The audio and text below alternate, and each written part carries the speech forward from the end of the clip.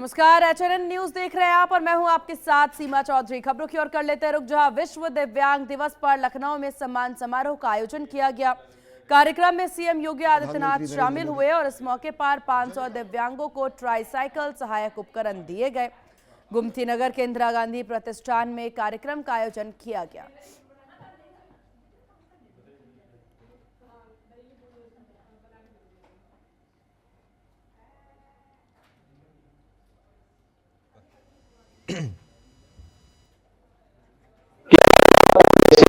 सभी हमारे दिव्यांगजन बहन और भाइयों और दिव्यांगजनों के लिए, उनके कल्याण के लिए कार्य करने वाले हमारे प्रशासनिक अधिकारीगण, विभिन्न संस्थाओं के संचालक और उपस्थित बहन और भाइयों, आज विश्व दिव्यांग दिवस है।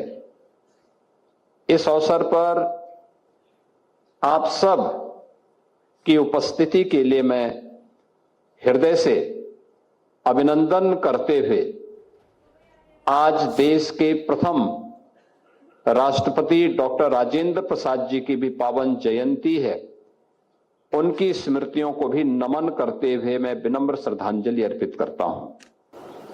भारत के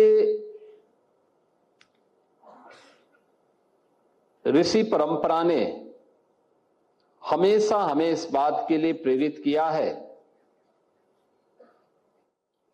कि व्यक्ति की शारीरिक बनावट उसकी क्षमता का निर्धारण नहीं करती है।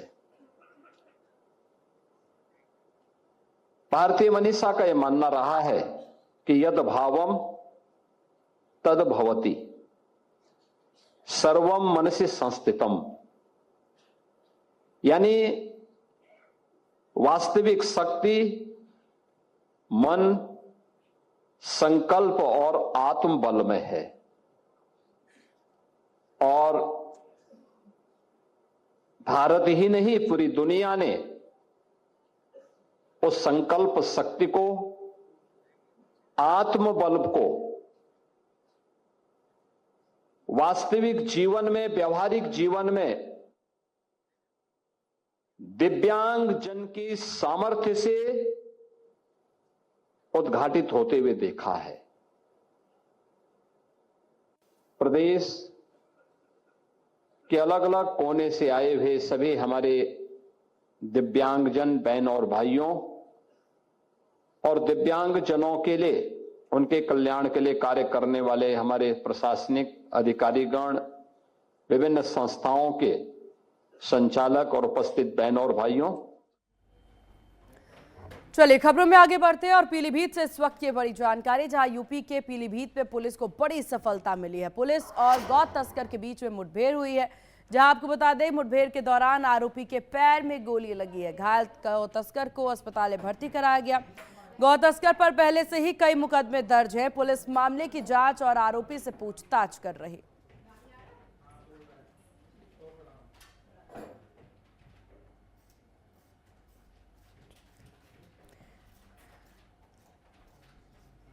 को थाना पूरनपुर क्षेत्र में थाना अध्यक्ष को एक सूचना प्राप्त हुई कि बिलाल नाम का एक गोकश कुंडा पुल के पास थाना पूरनपुर क्षेत्र में ही देखा गया है। प्राप्त सूचना पे मौके पर टीम पहुंची तो बिलाल द्वारा थाना की टीम पर फायर किया गया। इसमें जवाबी कार्रवाई में पुलिस द्वारा भी फायर किया गया, जो बिलाल के पैर में एक गोली लगी है।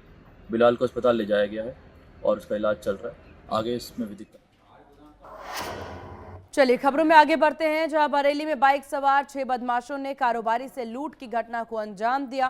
कारोबारी दुकान बंद कर घर जा रहा था, तभी बदमाशों ने कारोबारी से 27,000 नगद ज्वेलरी लूट करके फरार हो गए। सूचना मिलते ही घटनास्थल का डीआईजी ने निरीक्षण किया। तो बड़ी जानकारी आपको बता दें, एसओजी सर्विलांस पुलिस को जल्द ही कार्रवाई के निर्देश भी दिए गए हैं। ये मामला शेरगढ़ थाना क्षेत्र के कस्बे में हुई है। तो बरेली से खबर, जहां यूपी बदमाशों ने कारोबारी से लूटपाट की है। 27,000 नकदी और ज्वेलरी लूट करके ये फरार हुए। डीआईजी ने घटनास्थल का निरीक्षण किया। अधिकारियों को जल्द ही कार्रवाई के निर्देश भी दिए गए हैं। जहां 27,000 नकदी और ज्वेलरी लूट का ये मामला जो है बरेली से सामने आया। इस पूरे मामले को लेकर पुलिस अब जांच में जुटती नजर आ रही। मैं नगरिया की वजह से 4:30 बजे वापस जा रहा था, दुकान बंद कर तो रास्ते में जी नगरा के पास मुझे घेर कर 6 लोगों ने लूटा और मेरा सब सामान जितना था करीब 8 लाख की कीमत का सब छीन लिए। 4.5 किलो चांदी थी, 5 किलो, और बाकी सामान सोने का था 30 ग्राम, और छोटा मोटा सामान और था। 27,000 नगद थे। हुआ खूब मौके पर कारतूस मिले। बटो तो मारा है, ये मारा है, सीने में मारी है बटन। और चलिए यहां से सीधे आपको लिए चलते हैं उत्तराखंड के नैनीताल, जहां सीएम पुष्कर सिंह धामी क्या कुछ कह रहे हैं, सुनते हैं। आप सभी ध्वजवाहकों का, वीर नेशनल हीरोज का अपनी ओर से सबका हार्दिक स्वागत करता हूं, आप सबका अभिनंदन करता हूं। और सच में मैं अपने आप को सौभाग्यशाली मानता हूं कि मुझे देश की रक्षा करने वाले, आतंकवाद और नक्सलवाद से लड़ने वाले, प्राकृतिक आपदाओं के समय हर चुनौती को स्वीकार करने वाले और राष्ट्र की हर पुकार पर जहां देश को जरूरत होती है, जहां कम होते हैं, वहां हम का उद्घोष करने वाले, अपने प्राणों के बाजी लगाने वाले आप सभी वीर योद्धाओं के इस कार्यक्रम में सम्मिलित होने का शुभ अवसर प्राप्त हो रहा है। आप सभी ने वीरता, शौर्य और समर्पण के साथ संपूर्ण जीवन भर देश की रक्षा में लगाया है। आपने अपनी सेवा के दौरान देश का चाहे कोई कोना हो, कश्मीर से लेकर कन्याकुमारी और कच्छ से लेकर पूर्वोत्तर अरुणाचल प्रदेश, अनेक ऐसे हमारे पूर्वोत्तर के राज्य, प्रत्येक मोर्चे पर भारत के गौरव को बढ़ाने का काम किया है, भारत के मान सम्मान को बढ़ाने का काम किया है, देश की रक्षा के लिए अपने आप को समर्पित किया है। आपके अंदर वीरता, अनुशासन और समर्पण के बल पर आपने भारत को मजबूत, सुरक्षित और गौरवशाली राष्ट्र के रूप में स्थापित करने में अपना बहुत महत्वपूर्ण योगदान दिया है। और सच में इसके बदले में अगर कोई बात देने की हो तो कुछ दिया नहीं जा सकता है, इसका कोई मूल्य चुकाया नहीं जा सकता है। अगर मैं उसको थोड़ा बदल के कहूं, अब कैसे दे सकते हैं उस जवान के जवानी का कोई बदला चुका सकता है क्या? जो अपने परिवार से दूर रहता है, अपने माता पिता से दूर रहता है, वो कालखंड अगर किसी भी रूप में अगर हम उसको कहें कि उसका मूल्य चुकाना है तो शायद ये असंभव है। सही कह रहा हूं? आपने भी जो जवानी में जो सीमाओं पर अपना समय लगाया होगा, या गणेश जोशी जी ने 50 साल पहले के जो 76 से 83 तक 7 साल का समय सेना में लगाया, तो समय वापस नहीं आ सकता। मैं इसलिए कह रहा हूं कि मैंने अपने पूज्य पिताजी को देखा कि हमने बचपन में कभी उनके साथ जो है कोई गतिविधि नहीं करी। हाँ, थोड़े बड़े हुए तो गए तो कभी कभी जैसा जिसके बारे में अभी गणेश जोशी जी कह रहे थे, बड़ा खाना होता है, बड़े खाने में जरूर सम्मिलित हो जाते थे, बहुत सारी चीजें उसमें मिलती थी, तो एक अपना उसका एक अलग मन में उत्साह रहता था। लेकिन समय कोई लौटा नहीं सकता है, उनकी जवानी की कोई कीमत अदा कर नहीं सकता है। इसलिए सच में आप भले ही रिटायर हो गए हो, आपकी सरकारी सेवा पूरी हो गई हो, लेकिन राष्ट्र के प्रति प्रेम और सेवा की भावना आपके अंदर हमेशा बसती है, आपके जीवन के साथ चलती है और वो कभी रिटायर नहीं हो सकती। आप जिस मोर्चे पर भी रहते हैं वहां पर अनुभव, अनुशासन और कर्तव्य निष्ठा की एक नई मिसाल आप सबके द्वारा कायम होती है। और मेरे पिताजी भी सेना में थे, परंतु रिटायर होने के बाद भी कभी रुकते नहीं थे। हमेशा किसी न किसी काम में लगे रहते थे। कई बार मैं कहता भी था उनसे कि अरे थोड़ा आराम कर लिया करो, कभी रुकना नहीं और न किसी को रुकने देना। ये शायद फौज की सिखलाई ऐसी होती थी, सबको काम पे लगाए रखो। जैसे आज हमारे मोदी जी हैं, प्रधानमंत्री जी, सवेरे से लगे रहते हैं। पूरे देश के अंदर एक नया वर्ग कल्चर पैदा हो गया, हर एक व्यक्ति काम पे लगाया है। पहले तो ये आप सब लोगों के अंदर होता था, सेना में, हमारे पैरामिलिट्री में, लेकिन सच में है जब से मोदी जी देश के प्रधानमंत्री बने हैं, देश के अंदर एक नया कल्चर आ गया, और वो कल्चर है काम करने का। राजनीतिक क्षेत्र में भी लोग अब काम का आकलन करते हैं, केवल बातों से काम नहीं चलता है। अब देखिए, अभी मुझसे पत्रकार बंधु पूछ रहे थे, हालांकि ये आप लोगों का कार्यक्रम राजनीति का नहीं है, लेकिन राजनीति के बिना कुछ है भी नहीं, क्योंकि सारी नीतियां बनाने का काम लोकतंत्र में आए हुए जो लोग आते हैं, सरकारें जो बनती है वो करती हैं। बिहार के चुनाव के बारे में आपका क्या था परिणाम जिस दिन आया, क्योंकि मुझे बिहार जाने का कई बार अवसर मिला।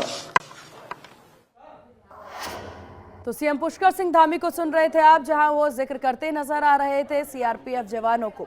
अब खबरों में आगे बढ़ते हैं और बरेली में दूसरे दिन भी बुलडोजर एक्शन देखने को मिला, जहां बुलडोजर से गिराए गए 2 बारात घर। मौके पर भारी संख्या में पुलिस बल की तैनाती देखने को मिली। सूफी टोला इलाके में चल रहा है बुलडोजर, तो ये बड़ी जानकारी आपको दे दे। सूफी टोला इलाके में बुलडोजर चल रहा, तो बुलडोजर की कार्रवाई से जुड़ी हुई बड़ी अपडेट आपको दे दे। बरेली में दूसरे दिन भी बुलडोजर का एक्शन देखने को मिला। बुलडोजर कार्रवाई, बुलडोजर से 2 बारात घर जो हैं वो गिराए गए हैं। इससे पहले भी देखिए बुलडोजर एक्शन जो है वो बरेली में देखने को मिला। इस बीच आज एक बार फिर से दूसरे दिन जो है बुलडोजर एक्शन की तस्वीरें निकल करके सामने आ रही। बुलडोजर से 2 बारात घर गिराए गए हैं। मौके पर भारी संख्या में पुलिस बल तैनात। बरेली में दूसरे दिन भी बुलडोजर एक्शन, इस वक्त की बड़ी जानकारी। बुलडोजर से गिराए गए 2 बारात घर। मौके पर भारी संख्या में पुलिस बल की तैनाती। सूफी टोला इलाके में चल रहा है बुलडोजर। बरेली में दूसरे दिन भी बुलडोजर एक्शन जारी। बुलडोजर से गिराए गए 2 बारात घर। सूफी टोला इलाके में चल रहा बुलडोजर। बरेली में दूसरे दिन भी बुलडोजर एक्शन, इस वक्त की ये बड़ी खबर। बुलडोजर से 2 बारात घर गिरा गए। तस्वीरें आपकी टीवी स्क्रीन पर देखिए, जहां ये 2 बारात घर जो हैं वो बुलडोजर से गिराए गए हैं। बुलडोजर एक्शन की ये तस्वीरें। और इस विषय पर ज्यादा जानकारी के साथ दीपक कुमार संवाददाता बरेली से हमारे साथ बने हुए हैं। दीपक, का 2 बारात घर गिराए गए हैं, बुलडोजर एक्शन लगातार जारी है, इस पर क्या कुछ और बड़ी जानकारी? देखिए सीमा, मैं आपको बता दूं, बरेली में 26 सितंबर को जो हिंसा हुई उसको लेकर मौलाना तौहीर रजा के जितने भी करीबी थे, जो मतलब पर्दे के पीछे छिपकर हिंसा भड़काने की कोशिश कर रहे थे, बरेली में बड़े लोग इकट्ठा कर रहे थे, उन पर लगातार बरेली प्रशासन कार्रवाई कर रहा है, पीडीए कार्रवाई कर, उनके जो अवैध जगह है उनको चिन्हित कर रही है। सीमा, सुन पा रहे हैं आप मुझे? बिल्कुल। हालांकि दीपक देखिए, यहाँ पर जो 2 बारात घर गिराए गए हैं उसकी तस्वीरें भी देखी जा सकती है। किस तरह की प्रतिक्रियाएं सामने आ रही हैं बुलडोजर कार्रवाई पर? हाँ देखिए सीमा, मैं आपको बता दूं, बरेली में लगातार बुलडोजर का कहर जारी है। 26 सितंबर को जो बरेली में हिंसा भड़काई गई थी, जो हिंसा करने वाले लोग थे, जो पर्दे पीछे छिपकर मौलाना तौहीर रजा का सपोर्ट कर रहे थे, कुछ आर्थिक मदद भी कर रहे थे मौलाना तौहीर रजा को, तो उनके जो अवैध बारात घर थे, अवैध मार्केट था, उनको ध्वस्तीकरण करने का कार्य बरेली में किया जा रहा है। बरेली में इससे पहले एक मार्केट को सीज किया गया है और एक चार्जिंग पॉइंट को सीज किया, जिससे बुलडोजर चला गया। इसके बाद में बरेली में लगातार बरेली में लगातार कार्रवाई हो रही और आज बरेली में कल भी एक बलात्कार पे बुलडोजर चला था और आज भी बरेली में बुलडोजर की कार्रवाई देखने को मिली है। यहाँ पर लगातार बुलडोजर तस्वीर देख सकते हैं किस तरीके से बुलडोजर अपना कार्रवाई कर रहा है। इनके घर पर जब बुलडोजर पहुंचा तो इनके जो परिजन थे वो रो रहे थे, बिलख रहे थे, कहते एक बार माफी की गुहार लगा रहे थे, एक बार माफ कर दो और कहीं ना कहीं ये भी कह रहे थे कि हमारा इससे कोई वास्ता नहीं है, हम पे सारे कागज है, हमें बस फंसाया जा रहा है। मगर दूसरी तरफ मीडिया लगातार कार्रवाई का वीडियो करता है। अगर आपके पास कुछ कार्रवाई कागज है तो दिखाइए, वरना ये कार्रवाई होती रहेगी और मीडिया ने लगातार कार्रवाई की। ये जो पूरा मामला जो तस्वीर में देख रहे हैं ये बरेली के बारदरी थाना क्षेत्र के पुपी टोला मोहल्ले की बात है, जहां पर ये दो बारात घर बने हुए जो दोनों अवैध है, जिन पर एक पर कल बुलडोजर की कार्रवाई और एक पर आज बुलडोजर की कार्रवाई हो रही है। और वहां पर भारी भरकम पुलिस बल मौजूद है कि कहीं ना कहीं कोई किसी की हिंसा करने की कोशिश ना करे या किसी से कोई झगड़ा करने की कोशिश ना करे। उसको लेकर बरेली पुलिस ने भारी पुलिस बल वहां तैनात किया है। महिला पुलिस कर्मी भी वहां मौजूद है और वहां पर सीओ थर्ड मौजूद है और सिटी यहाँ पहुंचे हुए हैं ताकि किसी तरीके का कोई बवाल करने की कोशिश ना करे और कोई कार्रवाई में कोई बाधा ना बने। पुलिस लगातार अपनी कार्रवाई करे। जी चलिए, आपका बहुत शुक्रिया दीपक तमाम जानकारी साझा करने के लिए।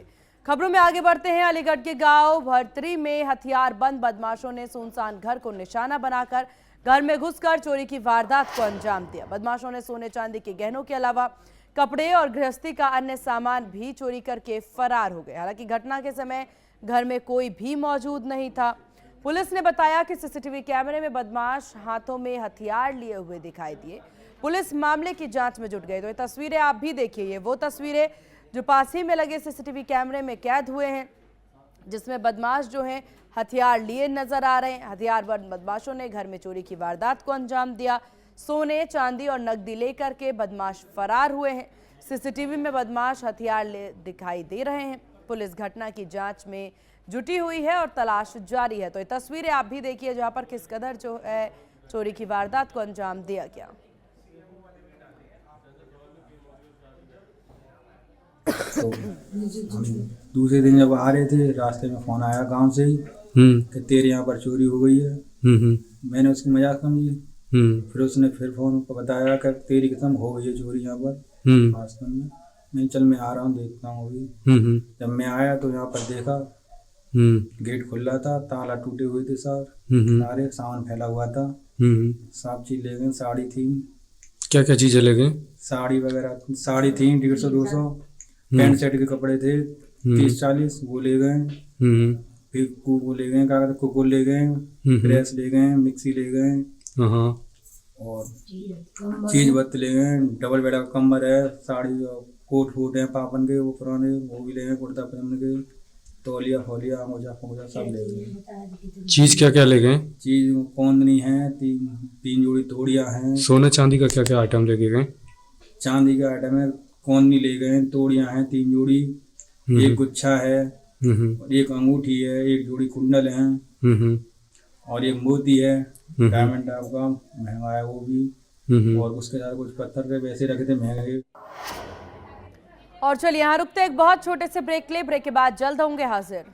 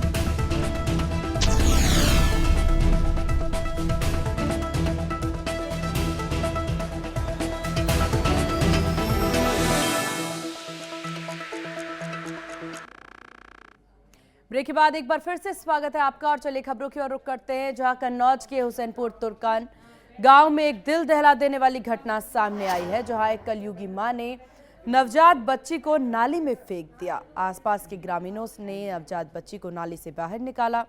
आनन फानन में बच्ची को अस्पताल ले जाया गया, लेकिन डॉक्टर ने उसे मृत घोषित कर दिया। घटना के बाद पूरे गांव में दहशत फैल गई। पुलिस ने मामले की जांच शुरू कर दी। तो कलयुगी मां की यह हरकत सामने आई है, जहां आपको बता दें कि कलयुगी मां ने नवजात बच्ची को नाली में फेंक दिया। ग्रामीणों ने बच्ची को अस्पताल पहुंचाया, जहां डॉक्टर ने नवजात को मृत घोषित कर दिया। हालांकि पुलिस अब पूरे मामले की जांच में जुटती नजर आ रही है। कलयुगी मां की तलाश जारी है। यूपी के कुशीनगर में 24 घंटे के भीतर 2 बच्चों की मौत ने इलाके में दहशत फैला दी। पीपरा खुर्द की दलित बस्ती में 2 बच्चों ने इलाज के दौरान दम तोड़ दिया। दोनों में पहले बुखार, खांसी और झटके जैसे लक्षण दिखाई दिए। बस्ती में स्वच्छता, जल निकासी और साफ पेयजल की कमी हालातों को खराब कर रही है। प्रशासन और स्वास्थ्य विभाग ने गांव में कैंप लगाकर 110 बच्चों की स्क्रीनिंग की, जिनमें 7 बच्चों में संदिग्ध लक्षण मिले हैं।